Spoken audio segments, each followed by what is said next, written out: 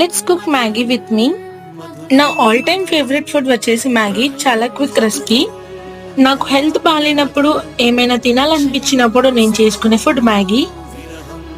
First ఒక pan పెట్టేసుకొని 1 table spoon oil వేసుకొని హీట్ అయ్యాక ఒక ఎగ్ ని బాగా బీట్ చేసుకొని ఆమ్లెట్ టైప్ వేసుకోవాలి.